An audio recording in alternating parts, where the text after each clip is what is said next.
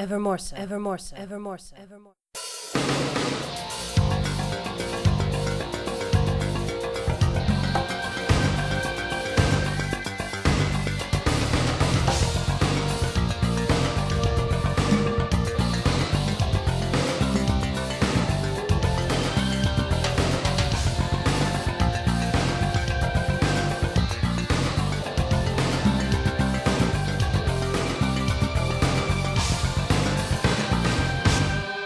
Atomic Bikini Zombie.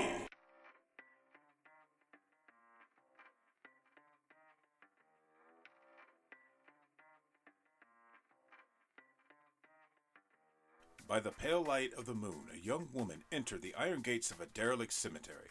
A curious sight, her toned physique was adorned in clothing more suited for an evening on the town than a midnight stroll through a resting place for the forgotten.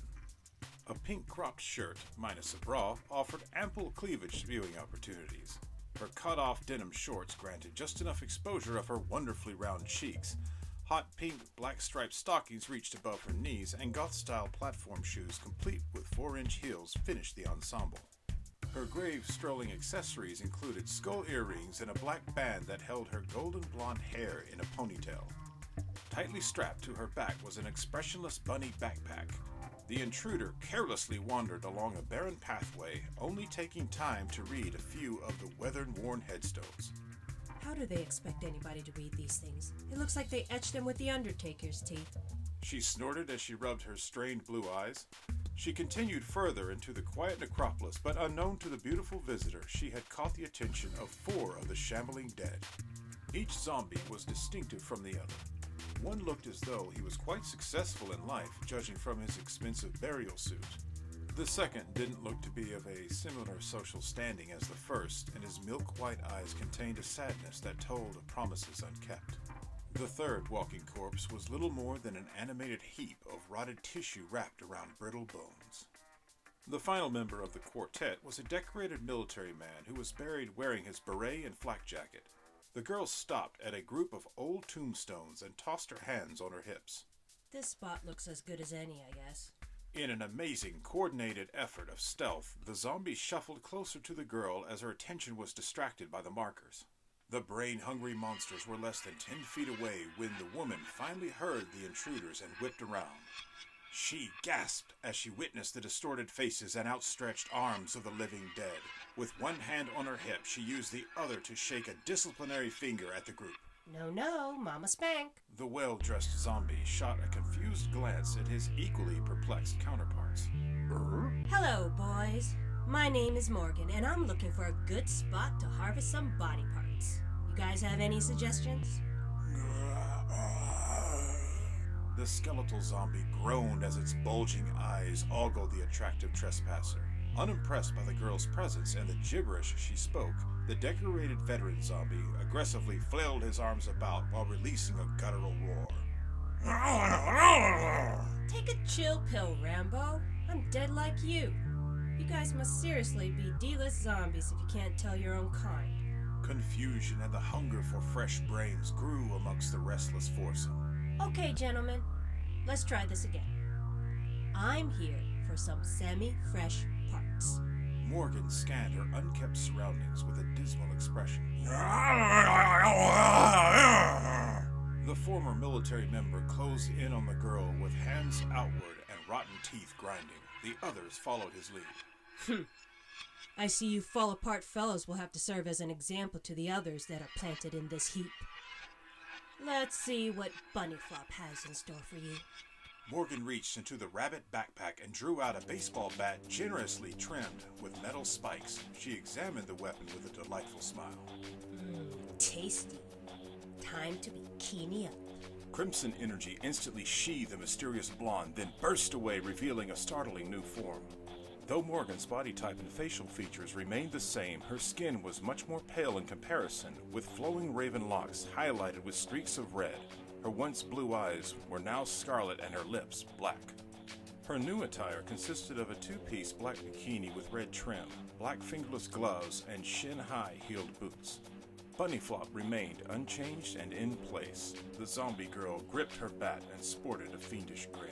Batter up! With an upward swing, Morgan's new spiked toy contacted sharply with the jaw of the zombie in the nice suit, sending fragile bone and rotten pieces of face flying upward through the top of its skull. The body buckled and collapsed in a shower of its own putrid fluids and brain matter. Maggot infested! The shambling rotter swiped its skeletal hands in hopes of apprehending the female zombie, but failed due to its obvious lack of speed. Morgan spun, using the bat's gathered momentum to rip the zombie's head from its spinal column. The head traveled a good distance from the fight, only to conclude its journey by smashing into a moss-covered headstone. Upon impact, the cranium echoed a wet popping sound as it disintegrated into blood-drenched chunks. Slow as! Morgan wasted no time closing in on her sad-eyed victim. A few feet before she reached the zombie, she launched herself into the air. As Morgan fell downward, she guided the spiked bat to the left of the zombie's head, shattering the collarbone, crushing the ribcage, and cracking the pelvis in two. The zombie crumpled into a heap of its own fetid innards as Morgan untangled a few feet of intestine that held on to the spikes. Brain dead, smelly sons of bitches! Morgan turned to the undead military member who produced a combat knife from a hidden sheath under his flak vest. The zombie girl's eyes dazzled as she admired the unexpected surprise. Nice one, Rambo. That knife is rockin'. Communists. The zombie growled as he waved the blade menacingly in the moonlight. Listen, deadbeat. I may have been a lot of things when I was alive, but I was not a commie. Kill commie for mommy.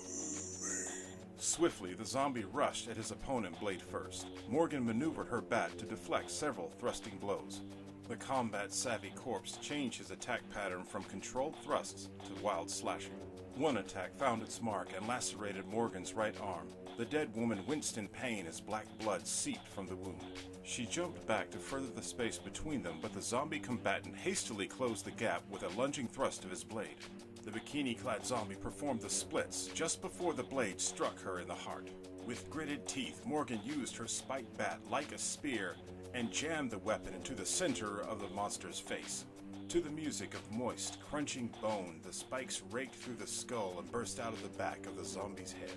Morgan released her bat and rolled out of the way as the body dropped forward, suspended by the bat as its handle caught the graveyard's dirt floor.